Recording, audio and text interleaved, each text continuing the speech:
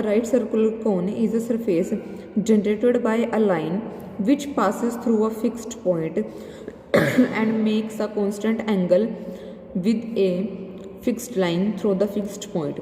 कि right circular कोन में हमारे पास क्या जाएगा कि जो सरफेस होगा वो एक लाइन से जनरेट होगा जो कि एक फिक्स्ड पॉइंट से पास कर रही होगी और एक कांस्टेंट एंगल बना रही होगी एक फिक्स्ड लाइन के साथ। ठीक है, जैसे कि यहाँ पे दिखाया गया फिगर में, यहाँ से आपको थोड़ा क्लियर हो जाएगा कि मान लो ये हमारे पास जनरेटर लाइन है।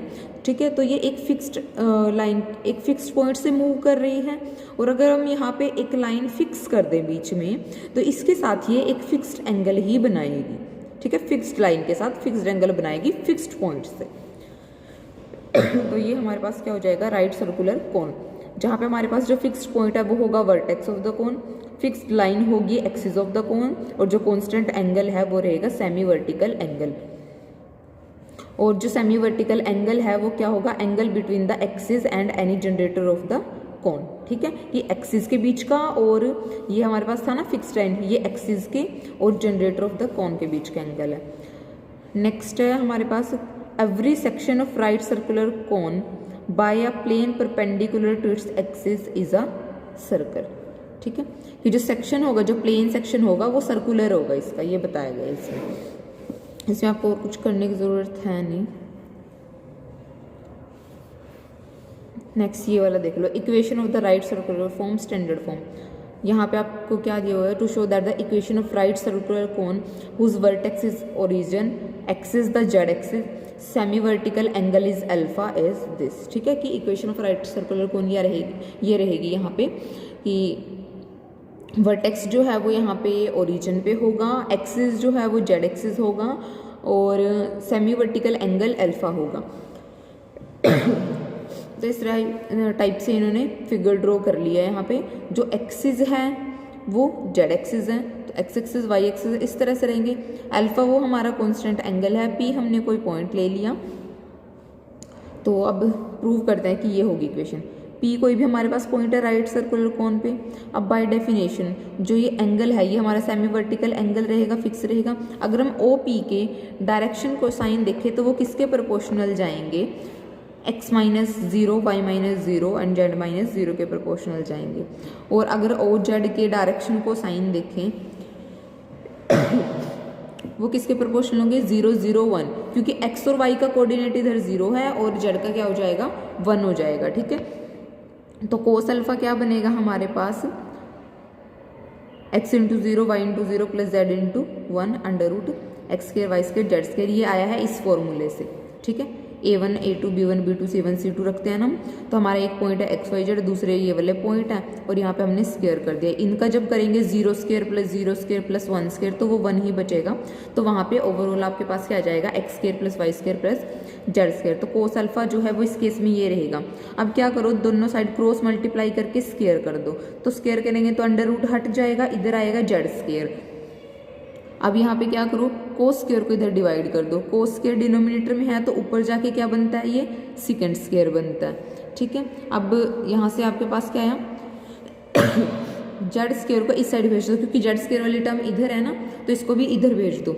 जेड स्क्वायर को इधर भेजा, जेड स्क्वायर कॉमन निकाल लिया, क्या बना सेकंड स्क्वायर माइनस 1, और सेकंड स्क्वायर माइनस 1 आपके पास क्या होता है, टेंजेंट स्क्वायर होता है। तो यहाँ पे आपके पास क्या रहेगा, x square plus y square equal to z square tangent square alpha. तो ये आपके पास क्या है, स्टैंडर्ड फॉर्म है राइट सर्कुलर कोन की।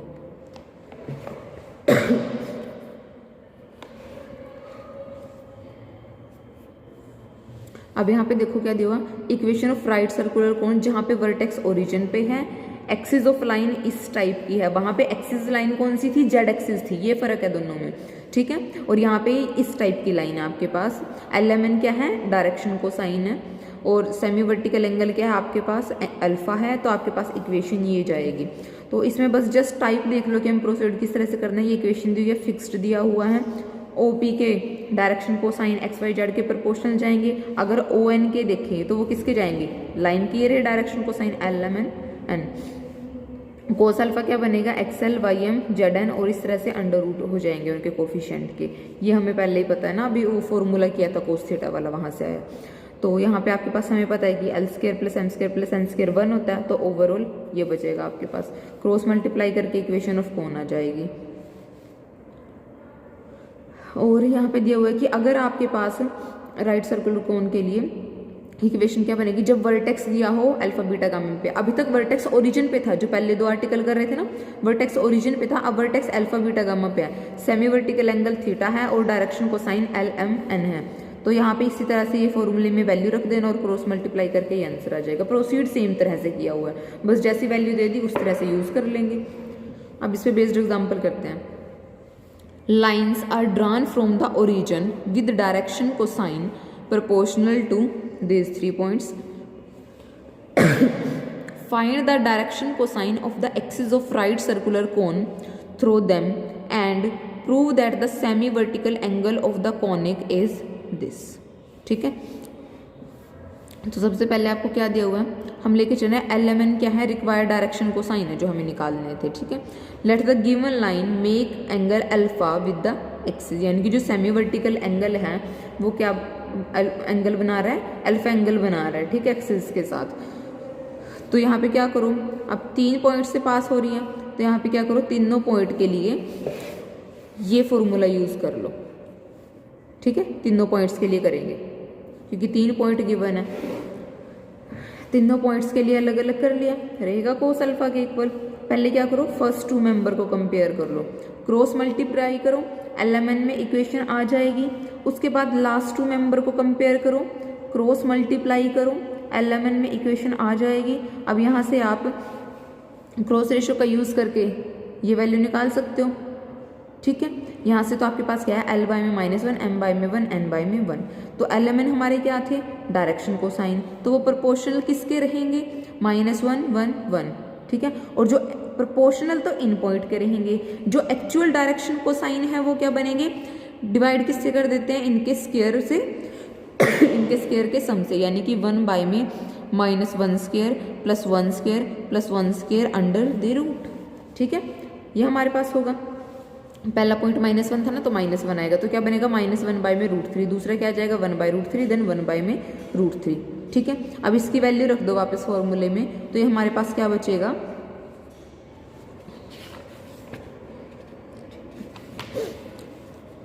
ये एल एम एन की वैल्यू कहाँ रख दी, 1 में रख दो। ठीक है, 1 में ये वैल्यू रखो, आपके पास क्या आएगा, इस पॉइंट में वैल्यू रखी है -1 बाय में √3, 2 बाय में √3, क्योंकि एल एम एन मल्टीप्लाई हो जाएगा ना, तो ये वैल्यू मल्टीप्लाई हो जाएगी। डिवाइड में क्या था, 3, तो सोल्व करके आपके पास क्या बचा, 1 बाय में √3। तो अल्फा किसके इक्वल आ जाएगा, कोस इनवर्स 1 बाय में √3।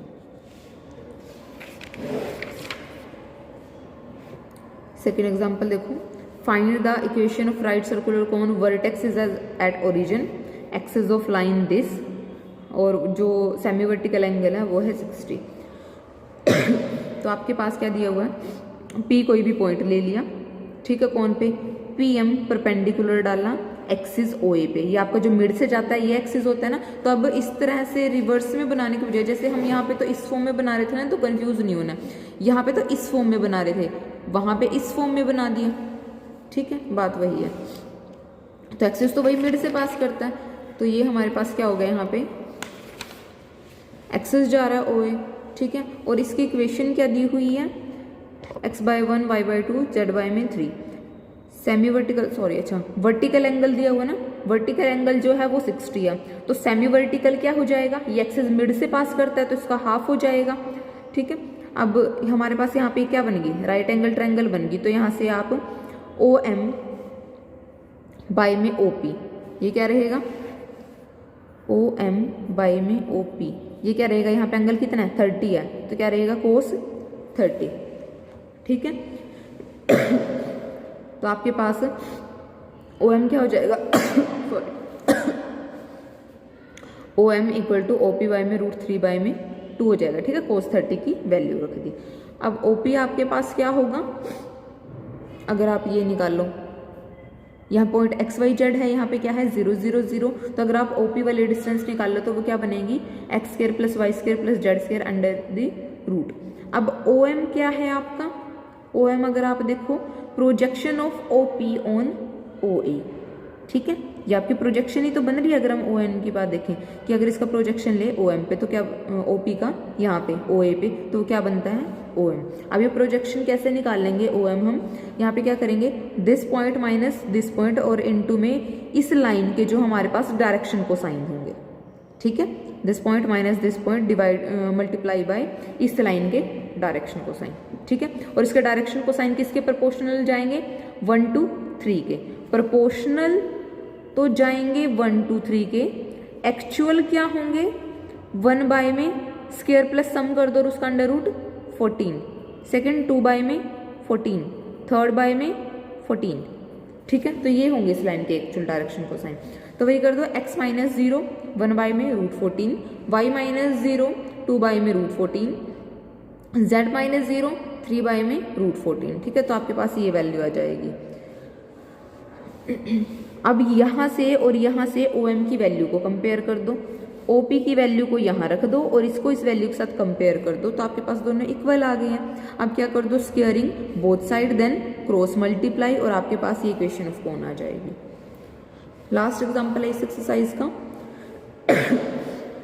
Find the equation of right circular कोन।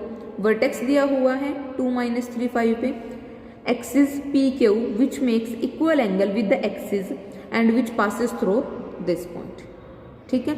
अब यहाँ पे हमने क्या ले लिया कि अल्फा सेमी वर्टिकल एंगल है, P Q axis equal angle make कर रहा है, तो जो डायरेक्शन को साइन होंगे वो क्या हो जाएंगे आपके पास 1 बाय में रूट 3 1 बाय में रूट 3 1 बाय में रूट 3, ठीक है, क्योंकि दोनों साइड इक्वल एंगल मेक कर रहा है। अब जो सी पॉइंट है वो हमने कौन पे कोई पॉइंट ले लिया और डी क्या ले लिया परपेंडिकुलर एक्सिस। अब यहाँ पे ये क्या बनी आपके पास वापस से राइट एंगल ट्रायंगल बन गई है, ठीक है। और ये पी पॉइंट आपके पास क्या दिया हुआ है 2 - 3 5 दिया हुआ है। अब यहाँ से जब पी सी निकालोगे ये तो हम वही लास्ट एग्जाम्पल की तरह स्टेप कर रहे हैं कि अगर हम पी डी बाय में पी सी करें तो वो किसके इक्वल जाएगा कोस अल्फा के इक्वल जाएगा, ठीक है। इसको यहाँ तक रख के छोड़ दो, ये वाला स्टेप हो गया। देन पी सी निकालते हैं, बिल्कुल लास्ट एग्जाम्पल की तरह कर रहे हैं। पी सी निकाल लो, वो कैसे होगा, इसके अगर हम पॉइंट ले रहे हैं एक्स वाई जेड तो ये क्या बनेगा x minus 2 square y minus of -3 this means y plus 3 square z minus 5 square और उसका अंडर रूट। अब अगर पी डी देखे तो पी डी क्या होगी projection of P C on P Q, तो वो क्या हो जाएगी आपके पास, कैसे निकाल लोगे, ये जो पॉइंट आया था और इसके साथ मल्टीप्लाई करेंगे इस लाइन के डायरेक्शन को साइन को डायरेक्शन को साइन के साथ मल्टीप्लाई करके आपके पास ये आ जाएगा, ठीक है। अब ये वाली वैल्यू वापस वहाँ पे 1 में रखो और कंपेयर कर लो, ठीक है, जैसे अभी सेकंड एग्जांपल में किया सेम वैसे ही ये आ गया आपके पास। अब जो कोन है वो ए पॉइंट से पास कर रहा है, तो यहाँ से हमें क्या मिलेगी, कोन की इक्वेशन मिलेगी, तो वो उस पॉइंट को पास कर रही हो मतलब सेटिस्फाई कर रही होगी, सॉरी, जिस पॉइंट से वो पास कर रही है। तो ये वाला पॉइंट यहाँ पे रख दो, जैसे ही यहाँ पे रखोगे आपको कोस अल्फा की वैल्यू मिल जाएगी, क्योंकि एक्स वाई जेड आपके पास आ जाएंगे, तो एक्स वाई जेड की वैल्यू रखो, कोस अल्फा ये अननोन है, तो यहाँ से क्या मिलेगा कोस अल्फा की वैल्यू मिल जाएगी।